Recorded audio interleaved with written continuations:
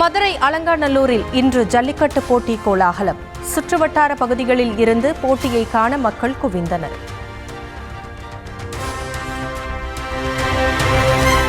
அலங்காநல்லூர் ஜல்லிக்கட்டு போட்டியை முதலமைச்சர் மு.க.ஸ்டாலின் பார்வையிடுகிறார். காளைகளை அடக்கும் மாடுபிடி வீரர்களை நேரில் உற்சாகப்படுத்த ஏற்பாடு.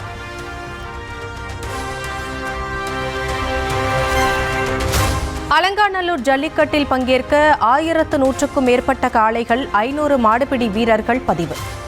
மருத்துவ பரிசோதனைக்கு பின் போட்டியில் பங்கேற்க அனுமதி.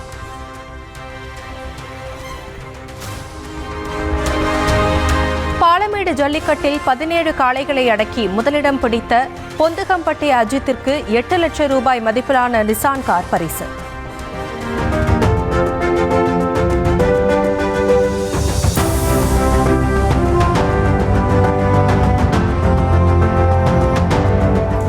பதினாறு காளைகளை பிடித்த பொதும்பு பிரபாகரன், 11 காளைகளை பிடித்த நாமக்கல் கார்த்தி ஆகியோருக்கு ஹோண்டா சைன் பைக் பரிசு.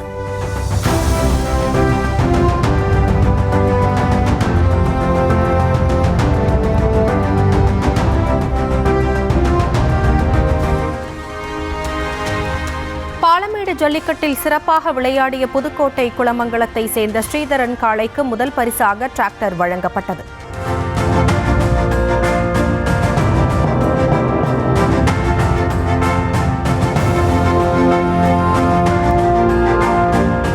இரண்டாவது சிறந்த காளையின் உரிமையாளருக்கு கன்றுடன் கூடிய நாட்டு பசுமாடு பரிசு.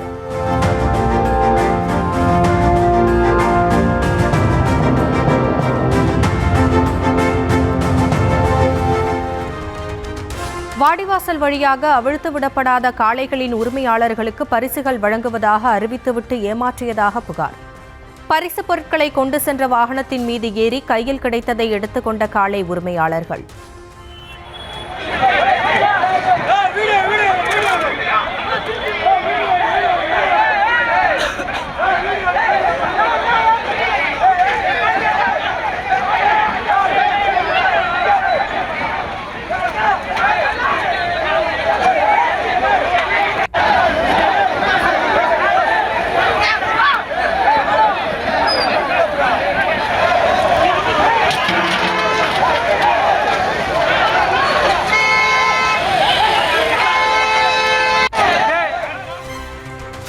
பாலமேடு ஜல்லிக்கட்டின் போது காளைகள் முட்டியதில் பெண் உட்பட 37 பேர் காயம்.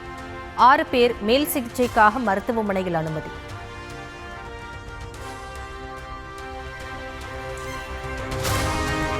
பாலமேடு ஜல்லிக்கட்டில் பார்வையாளர்களை அசர வைத்த காளைகள்.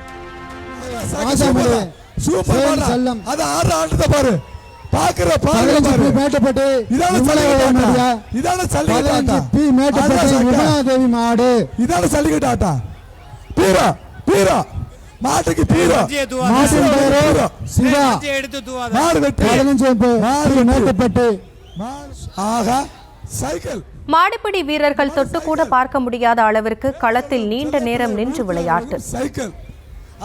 ஆட்டத்தை பாரு, ஏங்க என்ன பாரு,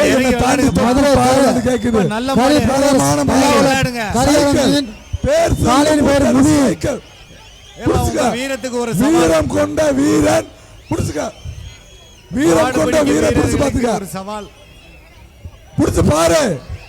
சாமிட்ட அருவாக்கு கேட்டு பாரு, சாமிட்ட அருவாக்கு. திருச்சி சூரியூர் ஜல்லிக்கட்டில் வெற்றி பெற்ற சிறந்த மாடுபிடி வீரருக்கு சுசுகி செலரியோ கார் பரிசு.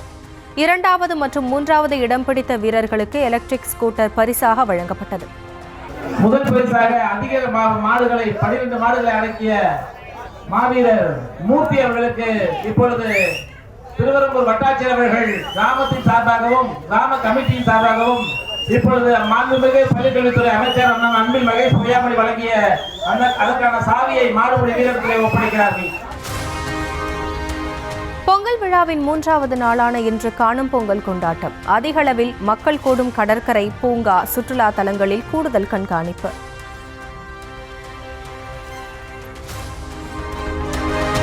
காணும் பொங்கல் பண்டிகையையொட்டி சென்னையில் 16,000 போலீசார் பாதுகாப்பு. தற்காலிக கண்காணிப்பு கோபுரங்கள் அமைப்பு, சிசிடிவி கேமராக்கள் மூலம் கண்காணிக்க ஏற்பாடு.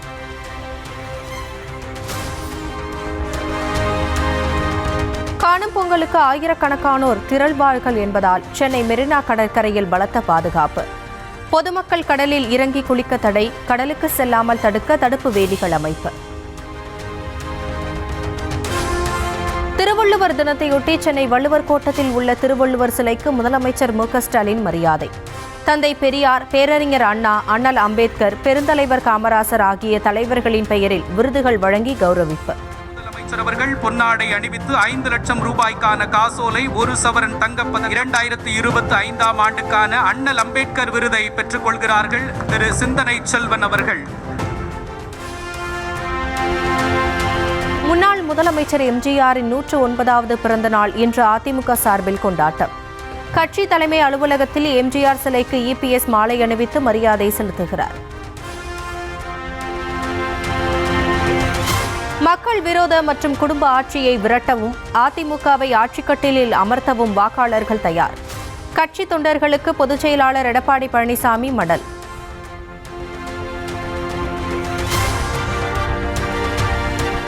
தமிழ்நாடு சட்டசபை தேர்தலில் காங்கிரஸ் நிலைப்பாடு குறித்து கார்கே, ராகுல் காந்தி இன்று மாலை ஆலோசனை. கட்சியின் மாநில நிர்வாகிகள், எம்பி, எம்எல்ஏக்கள் கூட்டத்தில் பங்கேற்க இருப்பதாக தகவல்.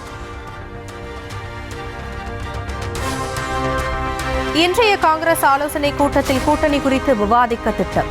சட்டசபை தேர்தலில் யாருடன் கூட்டணி என்பது குறித்து முடிவெடுக்கப்பட வாய்ப்பு.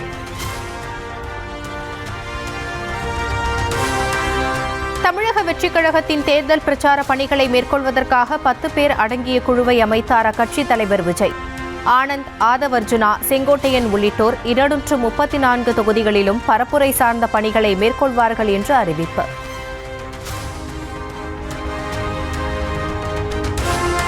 எடப்பாடி பழனிசாமியுடன் பாமக எம்எல்ஏ சதாசிவம் சந்திப்பு.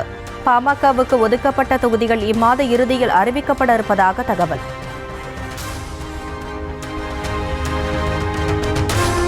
ஒரு யூனிட் மின்சாரத்தை 9 ரூபாய் 50 காசுகளுக்கு வாங்க துடிப்பதாக தமிழக அரசு மீது பாமக தலைவர் அன்புமணி குற்றச்சாட்டு.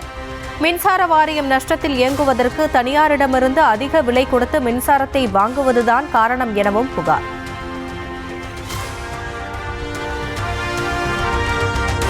கோவை மேட்டுப்பாளையம் ஸ்ரீவாரி ஆலய கோசாலையில் பசுக்களுக்கு சிறப்பு பூஜைகள்.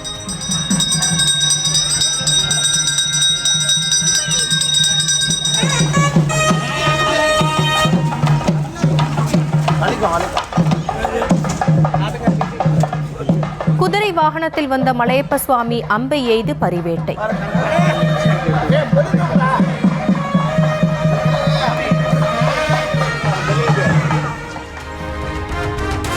நீலகிரி மாவட்டம் முதுமலை தெப்பக்காடு யானைகள் முகாமில் பொங்கல் பண்டிகை கொண்டாட்டம்.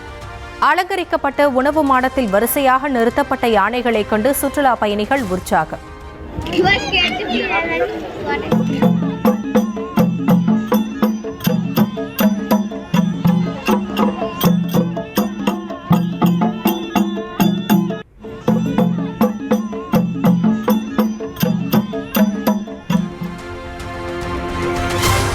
மாட்டுப்பொங்கல் விடுமுறை என்பதால் சென்னை மெரினா கடற்கரையில் நேற்று குடும்பமாக குவிந்த மக்கள் பொங்கல் விடுமுறை காரணமாக பொழுதுபோக்கு தளத்தில் திரண்டனர். பொங்கல் பண்டிகையை முன்னிட்டு 2 நாட்களில் 517 கோடியே 85 லட்சம் ரூபாய்க்கு மது விற்பனை. சென்னை மண்டலத்தில் மட்டும் 98 கோடியே 75 லட்சம் ரூபாய்க்கு விற்பனையானதாக டாஸ்மாக் நிர்வாகம் தகவல். கேரளாவில் இருந்து கடத்தி வரப்பட்ட 415 கிராம் தங்க மோதிரங்களை பறிமுதல் செய்த போலீசார். கோவை வாளையாறு சோதனைச் சாவடியில் பேருந்தில் வந்த பயணி சிக்கினார். நாட்டின் முதலாவது வந்தே பாரத் ஸ்லீப்பர் ரயில் சேவையை இன்று தொடங்கி வைக்கிறார் பிரதமர் மோடி. மேற்கு வங்க மாநிலம் ஹவுராவில் இருந்து கவுஹாத்திக்கு படுக்கை வசதி கொண்ட வந்தே பாரத் ரயில் இயக்கம். வந்தே பாரத் ஸ்லீப்பர் ரயில்களில் ஏசி வசதியுடன் கூடிய 16 ரயில் பெட்டிகள். ரயிலில் அதிகபட்சம் 823 பயணிகள் பயணிக்க முடியும் என்று தகவல். பணக்கார மாநகராட்சியான மும்பையில் 27 ஆண்டுகால தாக்கரே கோட்டையை சரித்த பாஜக கூட்டணி 227 இடங்களுக்கு நடைபெற்ற தேர்தலில் 118 இடங்களை கைப்பற்றியது.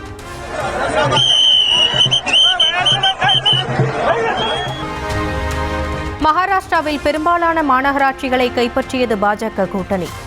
நவி மும்பை, தானே, புனே உள்ளிட்ட மாநகராட்சிகளையும் வசமாக்கியது.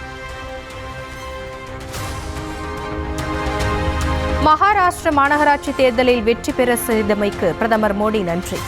பாஜக கூட்டணி மக்களுடன் நெருங்கிய தொடர்பில் இருப்பதை தேர்தல் முடிவுகள் வெளிப்படுத்துவதாக கருத்து.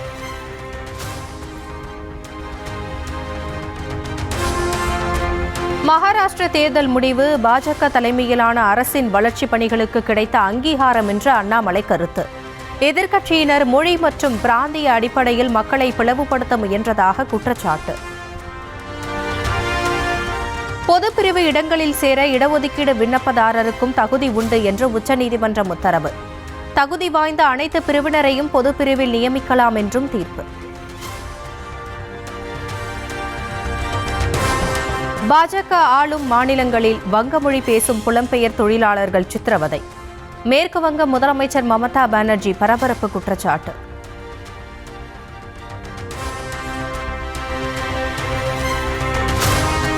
ராஜஸ்தான் மாநிலம் மவுண்ட் அபுவில் உறை வெப்பம். புல்வெளிகள், வாகனங்கள் மீது படர்ந்திருக்கும் பனி.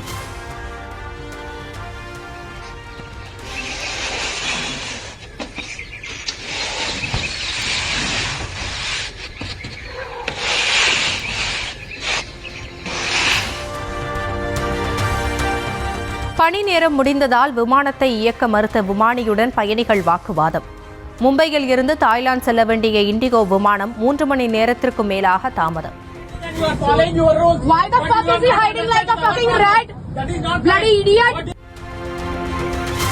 மகளிர் பிரீமியர் லீக் கிரிக்கெட் போட்டியில் பெங்களூரு அணி வெற்றி. குஜராத் அணியை 32 ரன்கள் வித்தியாசத்தில் வீழ்த்தி அபாரம்.